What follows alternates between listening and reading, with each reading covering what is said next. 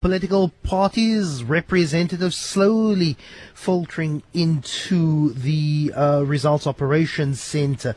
The picture currently in the Western Cape, there is about 16% of voting stations that have declared the results so far.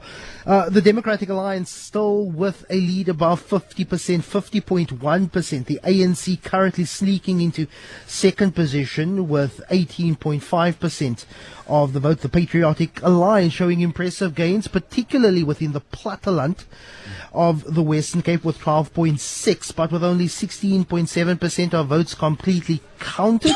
It will still be a while before we get a more clearer picture. But Khalid Sayed is the ANC spokesperson, out and about till quite late last night.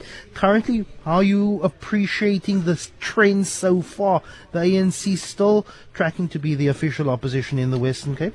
Thank you so much, Lester. Look, it's as you've indicated in your introduction, it's very early to tell.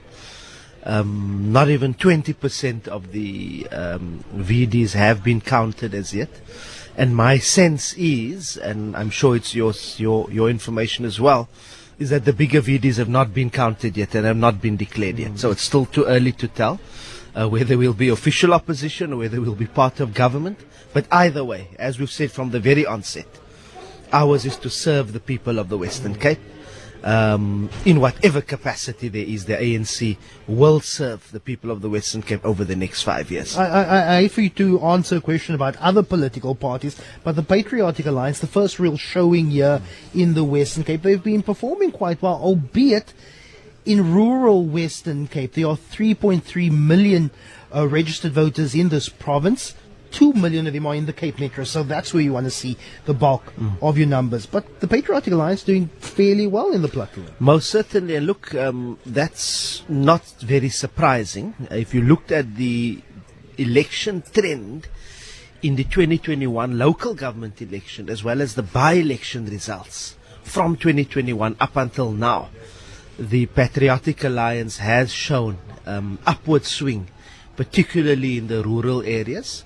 Yes, they have eaten into some of our support base, and that's a concern for us. But the Democratic Alliance should be extremely worried as well. The PA have also eaten into there, and I think their entry into, because they've not yet, up until now, they've not got a seat in either the National Assembly or any of the legislatures. So their entry into kind of the political space in which we are in is going to be quite interesting.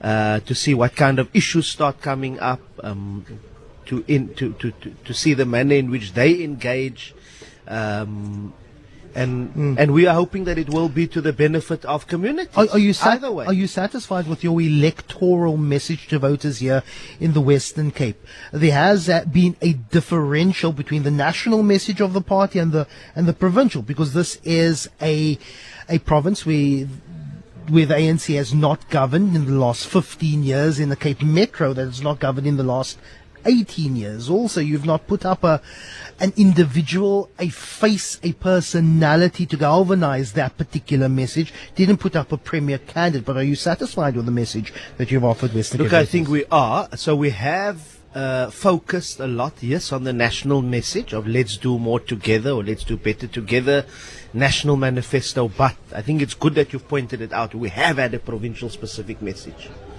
and that has been in line with our opposition strategy in the province. We've been taking up the bread and butter issues.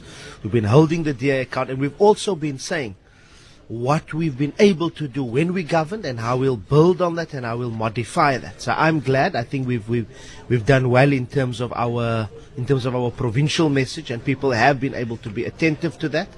And we can only build from there. Would you agree with the analysis that the ANC has taken up that opposition message a little bit too late? The ANC in this metro, in this province, have taken far too long to realize we are the opposition, so we must treat the Democratic Alliance in government as the governing party and challenge them on that. My personal analysis would be that the ANC took a decade, if not more, to finally find its feet as an opposition here in the Western Cape.